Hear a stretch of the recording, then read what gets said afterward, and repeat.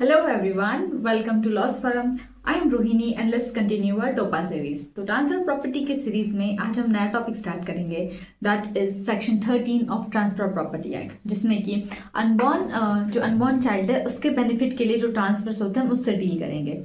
Okay, तो start करते हैं। देखिए, सेक्शन 13 की अगर हम बात करें तो सेक्शन 13 कहता है transfer for the benefit of unborn person. अब इसका मतलब क्या होता है? देखिए, इसका जो रूल है वो क्या है, दो चीजें होनी चाहिए इसमें। एक तो जो है वो लिविंग मेजर होना चाहिए, एक पर्सन लिविंग मेजर होना चाहिए जिसके फेवर में हम एक प्रायर इंटरेस्ट जो है वो स्टैब्लिश करेंगे। Let's say there is A, B and the C. यहाँ पे जो सी है वो क्या होगा, अनबॉर्न चाइल्ड है। यहाँ पे ए जो है ओनर है। तो ये क्या अगर ट्रांसफर करना चाहते हैं प्रॉपर्टी, तो यहाँ पे जरूरी नहीं है कि वो जो है कंसीव करने से पहले भी जो है इन फ्यूचर के लिए जो है हम उनके बेनिफिट के लिए ट्रांसफर कर सकते हैं। तो यहाँ पे सबसे पहले ए क्या करेगा, बी के फेवर में एक प्रायर इंटरेस्ट स्टैब्लिश करेगा। ठीक है, प्रायर इंटरेस्ट इसने स्टैब्लिश कर दिया। अब ये पहला रूल हो गया। देन सेकंड क्या है, यहाँ पे जैसे ही अनबॉर्न जो चाइल्ड होता है जब वो बॉर्न हो जाता है, वैसे ही जैसे ही उसके बॉर्न हो जाए तब एब्सोल्यूट इंटरेस्ट जो है वो स्टैब्लिश हो जाता है इसके फेवर में। तो सेक्शन 13 की अगर मैं इस एग्जांपल के थ्रू यहाँ पे डायग्राम से एक्सप्लेन करती हूँ कि देखिए ये ओनर है, इन्होंने क्या किया, पहले बी के फेवर में एक प्रायर इंटरेस्ट जो है वो स्टैब्लिश कर दिया। और यहाँ पे जो बी है उसके लिए वो कैसे होने चाहिए, बी यहाँ पे जो है मेजर होने चाहिए, सेकेंड जो है वो लिविंग होने चाहिए ऑब्वियसली, राइट। अब क्या होगा कि जैसे ही ये जो सी है, जो अनबॉर्न चाइल्ड है, कुछ कंडीशन होगी। अब जैसे ही वो पैदा हो जाता है जो अनबॉर्न चाइल्ड है, तो वेस्टेड इंटरेस्ट तो आ ही जाता है, ठीक है। लेकिन जैसे ही वो मेजोरिटी पे आता है, मेजोरिटी अटेन करता है 18 ईयर्स अब, तो एब्सोल्यूट इंटरेस्ट जो है उस चाइल्ड का वो हो जाता है उस प्रॉपर्टी में। तो आई होप इस डायग्राम के थ्रू आपको समझ में आ गया होगा। ओके, देखते हैं। So in a property the property can not be transfer one generation to the another generation immemorial. मतलब कि ऐसा नहीं हो सकता कि कंटिन्यूसली क्या हो रहा है कि आप जो है एक इंटरेस्ट जो है वो बना ही रहे। एब्सोल्यूट इंटरेस्ट हमेशा अनबॉर्न का होगा, एंड जो लिविंग, जैसे मैंने प्रायर इंटरेस्ट बताया, प्रायर इंटरेस्ट हमेशा जो है एक लिविंग और मेजर का ही होगा। ठीक है, तो आप ऐसे जनरेशन टू जनरेशन ऐसे ट्रांसफर नहीं कर सकते उसे। ठीक है, तो एब्सोल्यूट इंटरेस्ट जो है सिर्फ और सिर्फ वही, जैसे मैंने बताया, अनबॉर्न का होगा। और लाइफ इंटरेस्ट जो है वो बहुत सारे लोगों का भी हो सकता है बीच में। ये सेक्शन 13 हो गया। अब सेक्शन 14 की इंपॉर्टेंट बात यह है कि सेक्शन 14 बात करता है परपेचुइटी की। अब रूल अगेंस्ट परपेचुइटी। अब तो क्वेश्चन ये है कि परपेचुइटी का मतलब क्या होता है। तो परपेचुइटी मतलब होता है हमेशा के लिए होना, मतलब अनएंडिंग ट्रांजेक्शन की, ये चलता ही जा रहा है, चलता ही जा रहा है। अब यहाँ पे रूल अगेन परपेचुइटी क्यों है सेक्शन 14 में? देखिए, ट्रांसफर ऑफ प्रॉपर्टी एक्ट जो है इसका जो है कभी भी ये इंटेंशन नहीं है लेजिस्लेचर का कि जो प्रॉपर्टी है वो कभी ट्रांसफर ही ना हो, बल्कि टीपीए जो है हमेशा प्रमोट करता है कि जो प्रॉपर्टीज है उसका ट्रांसफर होता रहे। ठीक है, एक ही जगह जो है अकोमोडेट ना हो, ठीक है, एक्यूमुलेट ना हो। तो अब यहाँ पे देखते हैं, ownership of the property can not B dictated in a perpetuity.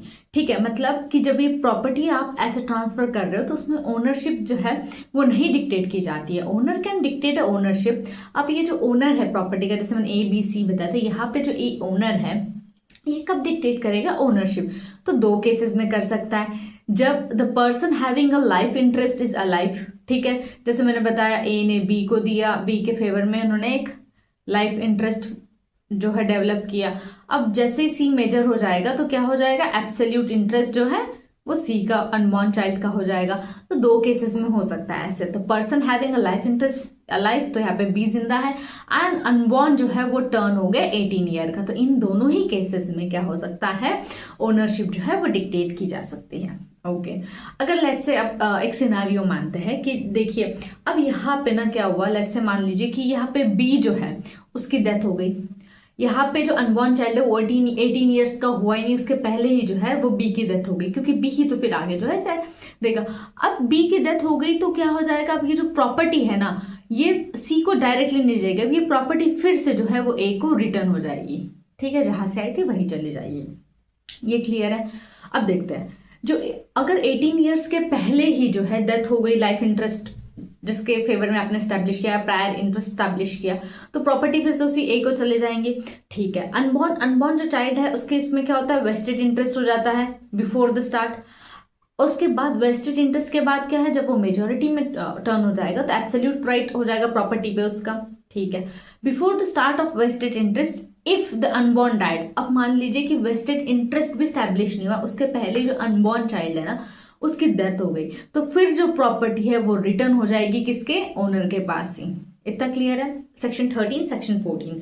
ठीक है, सेक्शन 14 परपेचुइटी की बात करता है, सेक्शन 15 की बात करते हैं। तो सेक्शन 15 क्या कह रहा है, ट्रांसफर टू द क्लास। तो यहाँ पे क्या हो रहा है, ट्रांसफर क्लास की बात कर रहे हैं कि transfer to the class some of whom come under the section 13 and 14।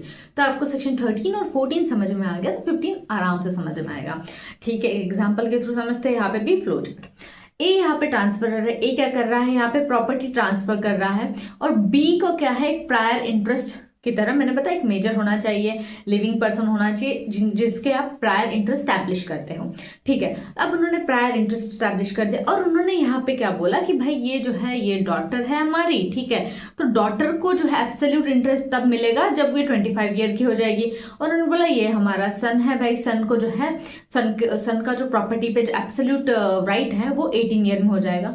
तो अब अकॉर्डिंग टू सेक्शन 14 क्या हो जाएगा, ये तो वैलिड होगा, लेकिन ये वाली जो कंडीशन है ना ये वैलिड नहीं होंगी। क्यों, क्योंकि जो सेक्शन 14 क्या कहता है कि दो ही चीज कहता है कि 18 ईयर के होने चाहिए, तो यहाँ पे तो 25 ईयर तक कर दिया ना कि भाई जब वो 25 ईयर के हो जाएंगे तब जो एब्सोल्यूट इंटरेस्ट होगा, तो ये गलत, वॉइड हो जाएगा। क्यों, क्योंकि ये वॉयलेट कर रहा है सेक्शन 14 को।